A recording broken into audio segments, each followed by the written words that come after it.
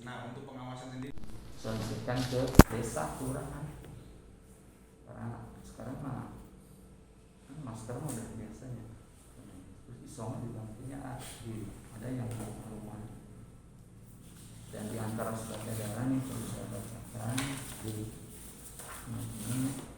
bahwa limbah infeksius dari ODP yang berasal dari rumah tangga di setiap desa kelurahan. Satu, pemerintah desa kelurahan mengumpulkan limbah infeksius berupa limbah APD antara berupa masker, sarung tangan, dan baju pelindung diri yang mengemas tersendiri dan menggunakan wadah tutup. B. Mengangkut dan menyimpan pada pengelola limbah B3 di puskesmas terdekat yang telah memiliki TPS B3. Dan ketiga, pihak desa kelurahan apabila akan mengangkut limbah infeksius dari penanganan COVID-19 supaya berkoordinasi dengan pihak puskesmas terdekat.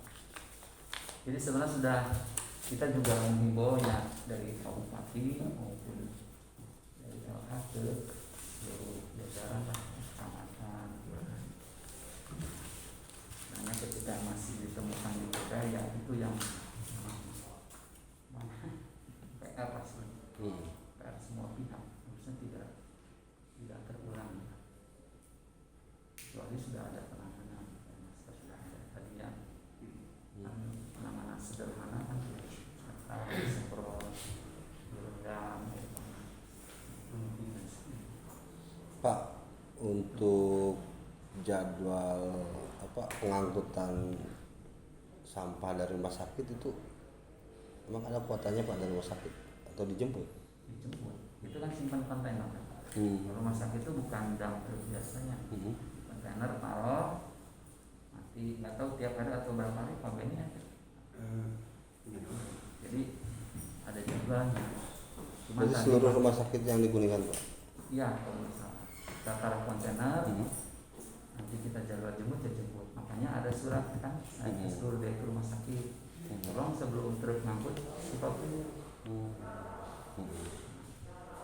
Cuman ya kita kan nggak pernah kontrolnya. Kapan kontrol? Terus teman-teman supir saya yakin nggak bisa ngecek kontainer kan bukan bak biasa, tetap tutup. Ya, itu nggak bisa sampai satu itu. Tapi nggak mungkin juga sih sebenarnya kalau pihak rumah sakit itu nanti mungkin ya.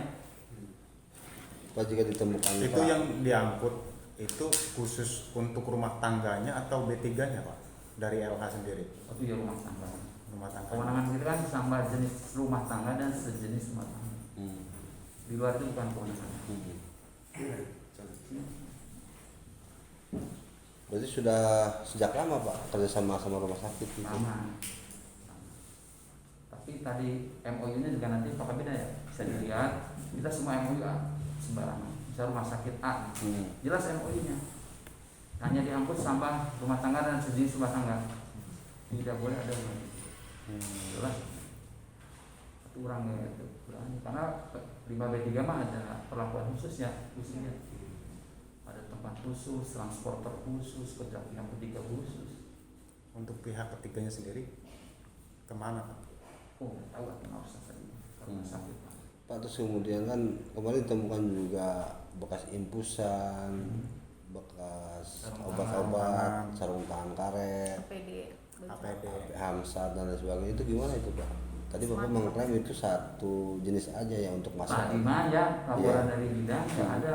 Kita belum menemukan titiknya di mana karena luas sekali kita ya. Jadi titiknya di mana sih waktu sih? pintu awal masuk aja. Teman-teman Itu di sebelah kiri udah banyak. Teman-teman karena kita juga keliling. Kapan dan calon gitu. Nah Pak, ini kan udah menjadi pengawasan Inapis juga ya Pak? Tadi udah puas.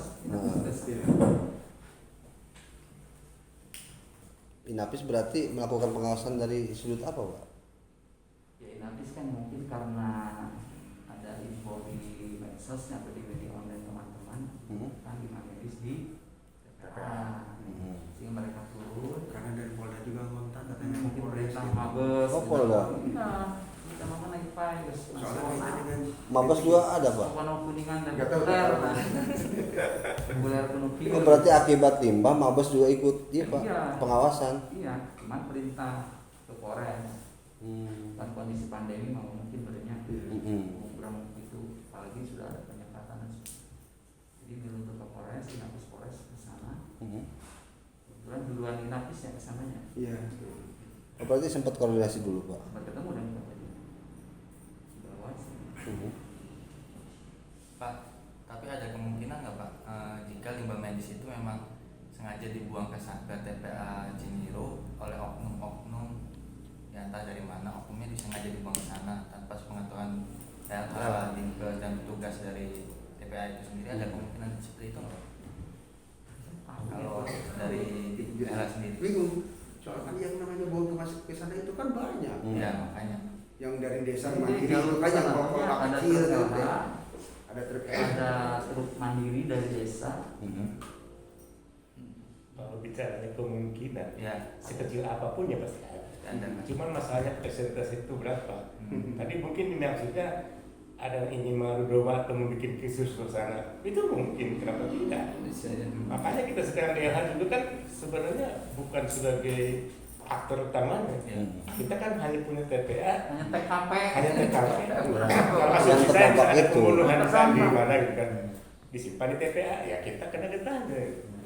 Masalahnya kalau bicara kemungkinan sama. Saya selalu berpikir, walaupun presentasi kecil, besar itu mah relatif ya.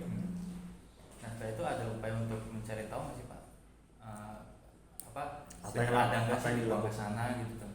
Nah, kan tadi salah satunya kan Pak Bupati ya. Pak Bupati sudah perintahkan. Sudah memberikan Kalau apa, ada tahu investigasi, untuk secara resmi. nah, tadi saya langsung Investigasi sama publik ke hal. sana.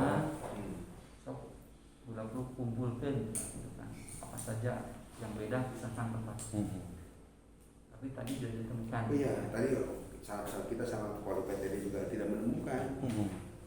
Di mana itu tingkatannya? Nggak tahu saya lagi. Boleh bak kan itu. Emang seberapa sih Pak luas eta Pak? 5,5. 5,5 hektar berarti ya?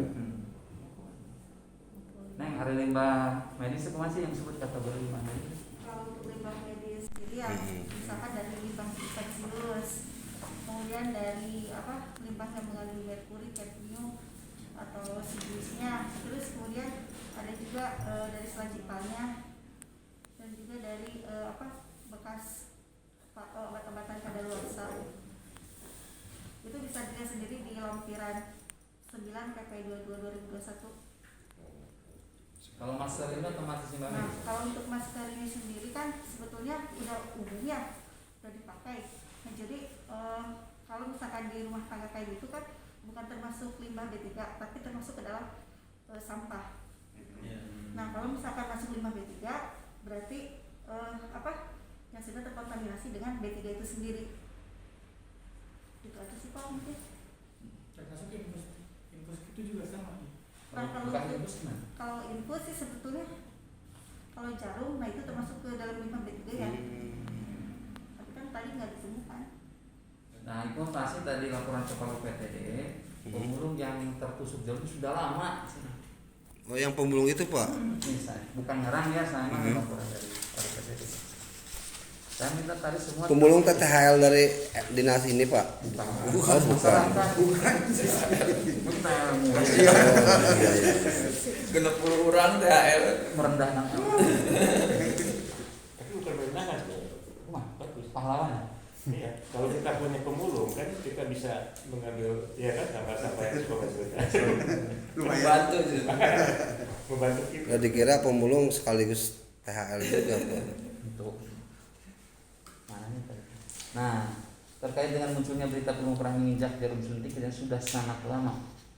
Tapi Dan itu, sekarang maaf Pak dipotong. Tapi itu terjadi saat pandemi Pak. ya mungkin sih, tapi udah Memang lamanya berarti kita- ada gitu. Ya mungkin. Nah.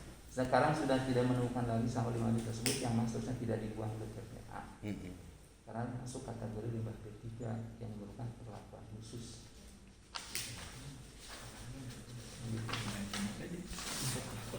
Boleh foto Pak?